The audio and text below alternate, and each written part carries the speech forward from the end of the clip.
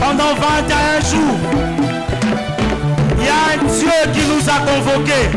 Il y a un Dieu qui nous a visités. Il veut faire des choses différemment. Il veut te donner de nouvelles attitudes. Il veut changer ta manière et ta façon de courir. Parce qu'à ce moment ici, il veut accorder à chacun de nous une autre accélération. Il y a une couronne à atteindre. Il y a une couronne à rattraper. Mais il faut courir. Il faut être fort. Il faut être vigoureux. Il faut être tenace. Il faut de l'endurance. De l'endurance, le Seigneur a voulu t'équiper. Et ce matin, il veut encore parler à son peuple. Voilà pourquoi je te dis, acclame fort l'Éternel qui t'a convoqué. Considère qu'il y a un Dieu qui t'a convoqué. C'est de la foi qu'on est en train de parler. C'est de la vérité de Dieu qu'on est en train de parler. C'est du chemin, le vrai chemin et l'unique chemin qu'on est en train de parler. On est en train de parler de la vie éternelle. On est en train de parler de la vie holistique dans toutes ses dimensions. On n'est pas en train de parler d'une partie de la vie et pas une autre. Nous sommes en train de parler de la vie holistique. Après avoir fini ce monde, après avoir terminé tout ce que nous allons faire dans ce monde, se marier, travailler, avoir des enfants, faire tout ce que Dieu a voulu que l'homme fasse sur la terre, il donne la vie éternelle. Et c'est de là, le terminus de tout un chacun. Alléluia, alléluia. Merci Seigneur, merci Père. Merci Jésus d'avoir convoqué ton peuple. Merci Jésus, merci Seigneur d'avoir convoqué ton peuple. Ton peuple présent, Jésus. Parle à ton peuple. Est-ce que tu peux dire à Dieu, parle-moi? Dis à Dieu, parle-moi, parle-moi, parle-moi ce matin. Tu n'es pas venu en spectateur, tu es venu ici parce que le Seigneur a quelque chose à te dire. Il t'a compté dans cette armée. Parmi tous ces hommes et femmes, le Seigneur t'a compté. Il veut travailler avec toi pour son œuvre. Alléluia. Alléluia. Seigneur, au moment où tu convoques, Seigneur Père, ton peuple. Au moment où, Seigneur, oh Dieu, tu rassembles une armée, oh Dieu, pour des nouvelles directives, Jésus. Nous atterrissons de ce programme. Voilà pourquoi tu rassembles ton armée pour donner les dernières consignes. Les consignes que nous allons respecter quand nous serons sur terrain. Dans le champ de la bataille, il y a des consignes, il y a des consignes. Note bien mon frère, note bien mon frère, le consigne que le Seigneur nous donne. À l'écoute du Saint-Esprit face aux menaces. À l'écoute du Saint-Esprit face aux menaces. Saint d'Israël, nous t'invitons.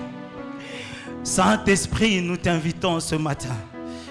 Parle à ton peuple au travers de ces thèmes. À l'écoute du Saint-Esprit face aux menaces. Amen. Avant de s'asseoir, je vous propose deux textes. Le premier, nous le connaissons, c'est le texte qui a fait l'architecture de notre programme de 21 jours. Acte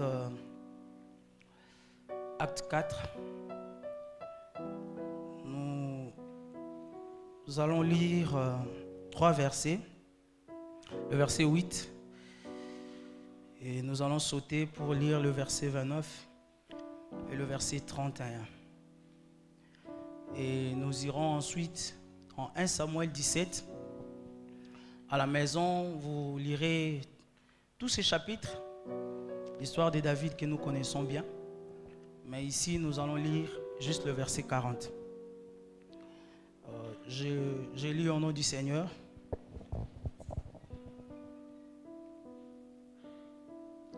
Alors Pierre, rempli du Saint-Esprit, dit au chef du peuple.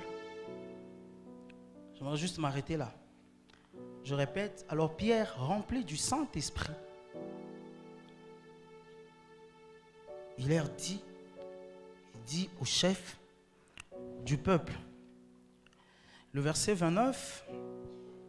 Et maintenant, Seigneur, sois attentif à leurs menaces et donne à tes serviteurs d'annoncer ta parole avec pleine assurance. Le verset 31, quand ils eurent prié, l'endroit où ils étaient rassemblés trembla.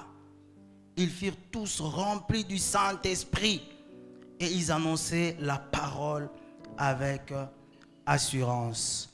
Alléluia. Vous pouvez vous asseoir. Je lirai pour vous 1 Samuel.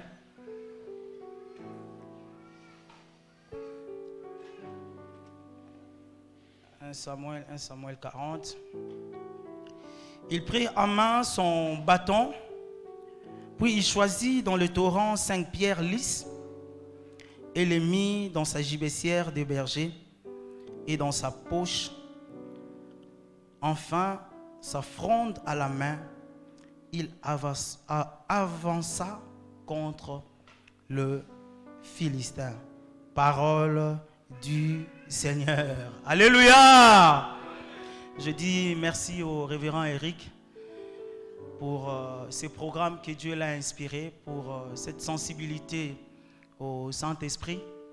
Je dis merci à tous nos pères du comité local. Je ne cesse de dire qu'ils nous voient grandir parce qu'on est vraiment fils de la maison.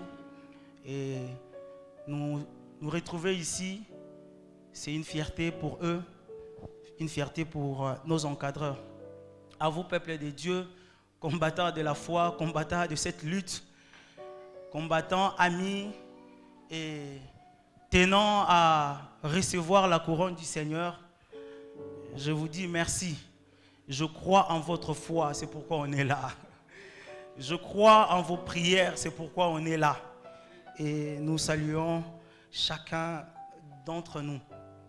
Nous sommes en train de parler d'un grand thème pendant ces 21 jours, quand le Saint-Esprit fait prospérer l'œuvre de l'Éternel entre les mains des hommes. Mais le Seigneur a mis dans nos cœurs un sous-thème que nous voulons partager ensemble comme étant les consignes d'une armée avant la guerre. C'est-à-dire quand on se prépare à une guerre, on rassemble les troupes. Après avoir entraîné, après avoir équipé, les pères donnent les dernières consignes. Et le Seigneur a voulu qu'aujourd'hui nous puissions parler d'un sous-thème à l'écoute du Saint-Esprit face aux menaces. Bien-aimés, quand le Saint-Esprit fait prospérer l'œuvre de l'Éternel entre nos mains, est une responsabilité que Dieu donne à l'Église. Dieu ne manque de rien. Dieu ne manque pas de puissance pour faire prospérer son œuvre. Il est le Dieu tout-puissant. Il est dit même dans sa parole, si les hommes ne veulent pas me louer, si les hommes ne veulent pas m'adorer, je demanderai aux pierres de m'acclamer. Écoutez, ceux qui vivent le long de Maluku, ils savent quand il y a des détonations de pierres. Les gens qui vendent des caillasses, il faut entendre le kito pour dire boum. Donc, imaginez-vous un niveau d'adoration, si on doit comparer nos sons avec les sons des tonnerres, des brisements, des bombardements de pierres de Maluku, il n'y a pas niveau, il n'y a pas à comparer. Donc, le Seigneur peut atteindre un type de louange à son égard. Et il a tous les moyens possibles. Il ne manque pas de moyens stratégiques pour évangéliser. Il est le Dieu tout-puissant. Il a pris Philippe, il l'a amené auprès de l'eunuque éthiopien. Bien-aimé dans le Seigneur, quand vous lisez ce passage, la Bible dit clairement, Philippe dispara. En d'autres termes, nous pouvons dire le Seigneur l'a transposé pour lui faire quitter de cet endroit à un autre, sans bus, sans cheval, sans tout autre mécanisme. Et donc le Seigneur a le moyen pour annoncer sa parole. Il convoqua Moïse, il écriva sur les murs. Le feu, la main de Dieu a écrit sur les murs. Et donc, quand le Seigneur veut prospérer son œuvre au travers des hommes, nous devons le considérer comme étant une responsabilité. Non seulement une responsabilité, on peut noter deuxièmement que c'est un privilège. C'est un privilège que nous avons reçu de Dieu. Bien-aimé, quand quelqu'un, un supérieur hiérarchique, te considère et te donne des responsabilités, c'est un privilège. Les gens qui travaillent, il constate que c'est mon chef me considère. Mon chef m'aime. Le Seigneur nous aime. Voilà pourquoi il a déposé ses privilèges entre nos mains. Et donc quand nous venons ici, nous devons savoir que le Seigneur nous a mis dans un bateau pour une mission bien spécifique, avec des objectifs que j'ai aimés. Au passage de ce 21 jours, le pasteur Stone Ibanda qui l'a évoqué, il a parlé des objectifs de l'Église. Bien aimés, nous sommes ici pour l'expansion de l'évangile.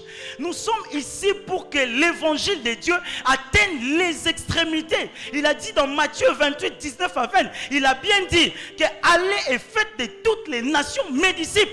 Donc nous ne sommes pas là oisifs. Nous ne sommes pas là, le Seigneur a voulu rassembler des gens pour ne rien faire. Non, il nous a donné des objectifs bien spécifique à l'église, dont j'ai noté 3. Il y a premièrement l'expansion de l'œuvre. L'œuvre du Seigneur, après la montée de Jésus-Christ, à la descente du Saint-Esprit, doit atteindre les extrémités de la terre. Et une fois atteint les contrées et les extrémités de la terre, deuxièmement, nous devons posséder la gloire de Dieu. Nous devons posséder parce que la parole de Dieu le dit. Dans 1 Jean 12, il est dit, il vous a donné le pouvoir de devenir enfant de Dieu. Le pouvoir, c'est ramener l'autorité du Père sur la terre. Le pouvoir, c'est d'exercer ce que Dieu a prévu au ciel, de l'accomplir sur la terre. Voilà pourquoi tu es appelé à posséder la gloire de Dieu. Tu es appelé à posséder la lumière qui éclaire les nations, qui éclaire les familles. Troisièmement, bien aimés dans le Seigneur, nous sommes appelés à établir l'autorité du Christ dans nos familles, dans nos quartiers. Nous sommes des ambassadeurs du Christ. Nous sommes appelés en tant qu'Église à bâtir et à établir des hôtels pour la gloire de Dieu.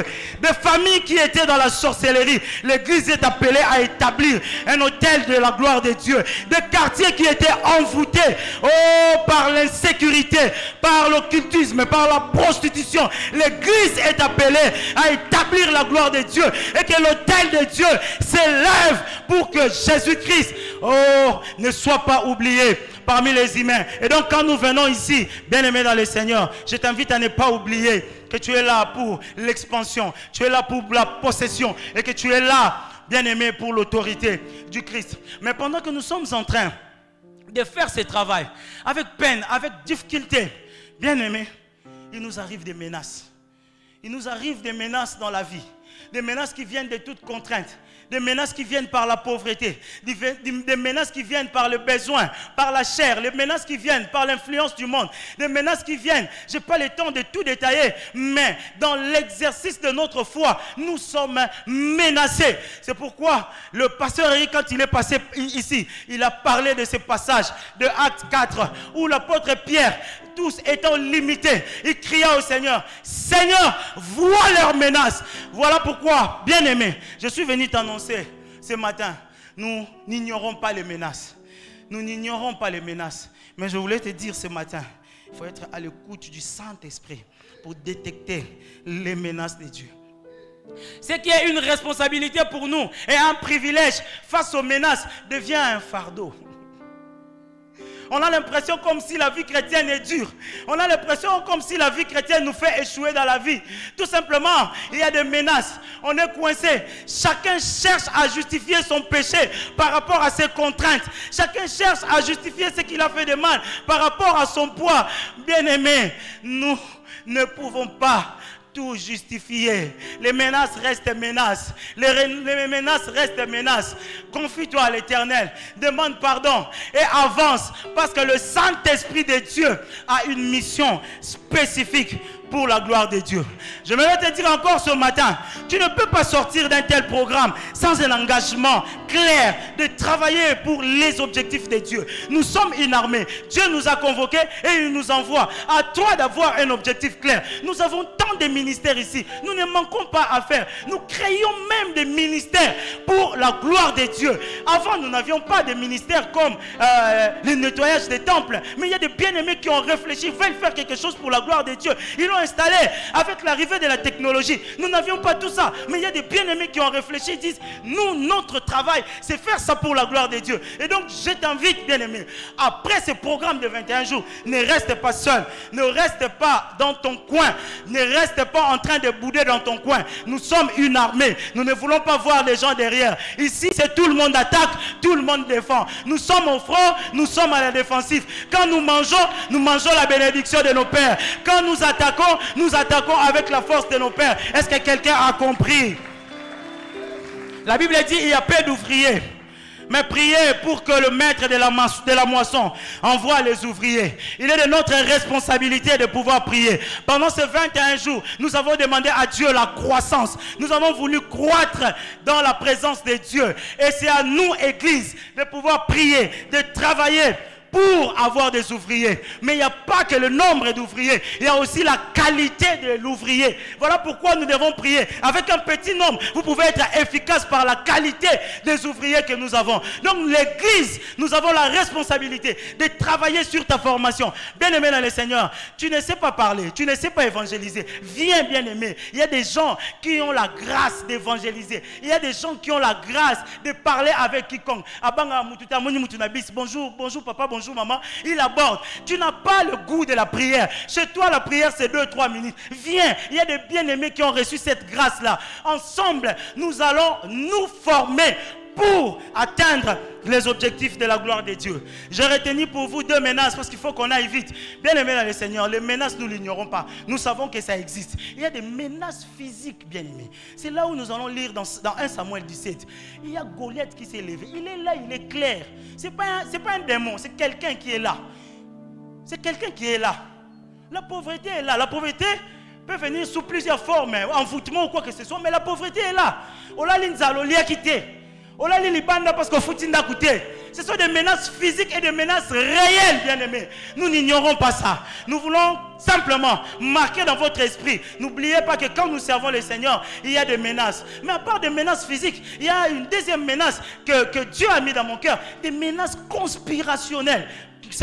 C'est un gros mot pour rien. C'est tout simplement pour dire qu'il y a des menaces de complot où des gens s'asseyent quelque part. Ils sont en train de réfléchir sur ton malheur. Ils sont en train de réfléchir pour que yo et simbate. O sala bango est l'autre côté. O lobana bango est l'autre côté. Botosi botosi. Musala musala. Matin mika boyabi yete. Les disciples ont fait quoi? Jésus est mort. Mutuboboma qui bobomi. Les disciples ont fait quoi? Ils ont juste cru à leur maître. Ils ont commencé à annoncer l'évangile de Dieu. Même quand ils voient le miracle, même quand quelqu'un marche sur l'eau, même quand quelqu'un fait des exploits pour Nabango, non, ils doivent se retrouver quelque part pour avoir des conspirations. Ils sont en train de réfléchir comment vous faire du mal. Oh, bien-aimé dans le Seigneur, le Seigneur est bon. Il a pensé que ce matin, face à toutes ces menaces, qu'il dise à son peuple, à l'écoute du Saint-Esprit. Quand nous tous, nous allons partir. Parce qu'après ce programme, chacun va aller exercer sa foi dans son milieu quotidien. Chacun va aller exercer sa foi dans sa maison, dans son quartier, dans sa famille, dans son travail. Bien-aimé, il faut être à l'écoute du Saint-Esprit. À l'écoute du Saint-Esprit, bien-aimé, à l'instar de David. Ceux qui lisent l'histoire de David et Goliath comprennent une chose. Il y avait beaucoup de soldats israélites, mais personne n'avait pris le courage d'affronter Goliath. Bien-aimé dans le Seigneur, j'aimerais que tu aies 3 choses. La première des choses, que tu aies la foi. La foi que je t'annonce aujourd'hui, pas seulement en termes de croire à la parole de Dieu, mais en termes de courage à exécuter la parole de Dieu. Est-ce que quelqu'un m'a compris? Nous devons avoir le courage d'exécuter la parole de Dieu. Quand on dit que quelqu'un qui est malade au milieu de vous, allez voir les anciens, mettez de l'huile, priez pour eux et ils seront guéris. Nous devons avoir le courage là, au peuple de Dieu de chercher les anciens, aux anciens d'avoir la foi de poser cet acte et cet acte s'accomplir. L'Église doit avoir le courage. Quand il annonce la parole de Dieu, il y a un retour du Saint-Esprit au milieu de vous. Nous devons deuxièmement avoir la sensibilité de l'Esprit. Nous l'avons lu dans Actes 4:8. La Bible dit, Pierre, rempli du Saint-Esprit, il parla au chef. Il y a une certaine autorité que nous devons avoir par rapport à l'écoute du Saint-Esprit. Dieu parle. tantôt d'une manière ou d'une autre. À nous d'avoir cette sensibilité. Et enfin, bien-aimés dans le Seigneur, nous allons voir dans cette histoire qu'ils se sont repliés. Ils entraient dans une chambre qu'on appelle la chambre haute. Ils étaient en train de prier le Seigneur et la maison trembla, la manifestation du Saint-Esprit. J'ai dit à quelqu'un que le Saint-Esprit agit. Je suis en train de dire à quelqu'un que le Saint-Esprit agit. Quand on l'invoque, il descend. Quand on l'invoque, il agit. J'aimerais conclure, bien-aimés dans le Seigneur. Nous sommes en mode que l'Éternel ajoute encore. Le Seigneur ne nous a pas convoqués ici, oubliant que cette année ici, il nous a dit qu'il ajoutera en tout. Je conclue en te disant, bien-aimé dans le Seigneur, que l'Éternel ajoute encore plus d'attitude. Plus d'attitude pour de nouvelles altitudes. Tu dois monter avec le Seigneur. Tu dois aller plus loin avec le Seigneur. Il te faut des attitudes. Dans les attitudes, j'invite la communauté à ne pas être distrait. Bien aimé dans le Seigneur, après que la maison ait tremblé, la Bible dit dans Acte 6, il y a eu dans l'église des murmures parce que les veuves grecques n'ont pas reçu du riz et du poulet qu'on distribuait. Bien aimé, après avoir reçu le Saint-Esprit, le diable ne va pas s'arrêter. Papa, tu es là pour la gloire de Dieu. Les chuchotements, les tralala, les tout, c'est pas ton problème. Regarde la gloire de Dieu. J'ai aimé l'attitude des apôtres. Ils ont dit, nous devons annoncer la parole de Dieu. La priorité ici, c'est la parole de Dieu. Libala, Omosala, Nyoso, c'est des choses que Dieu prend en charge dès l'entrée. La guérison, tout ce qui vient avec, Dieu le prend en charge bien avant. Ici, c'est l'annonce de l'évangile de Dieu. Alors je nous demande des attitudes de pardon. Il y a quelqu'un qui t'a blessé dans la communauté. Va le voir, demande pardon. On avance. Bien aimé, je nous invite tous ensemble à avoir l'attitude d'amour. Nous devons nous aimer, véritablement nous aimer. Nous ne pouvons pas faire autrement. Nous ne nous avons pas choisi. Chrétien et Simba. Il faut que j'aille mon ami de classe. Il faut que j'aille mon ami du quartier. Le Seigneur a voulu que ça soit toi, mon frère Junior, mon frère partout, que ça soit toi, que ça soit Benjamin, que ça soit Jimmy, que ça soit le révérend Eric qui puisse nous diriger. C'est la sélection de Dieu. Alors nous n'en pouvons rien. Avançons avec la même personne. Il faut les défier dans l'amour de Dieu. Je invite à quelqu'un de défier quiconque par l'amour de Dieu.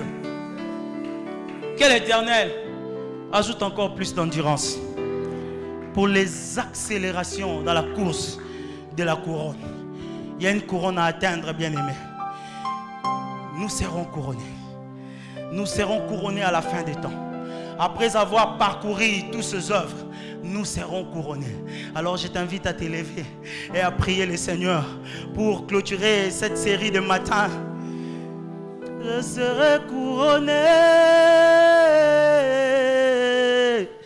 Je serai couronné après ce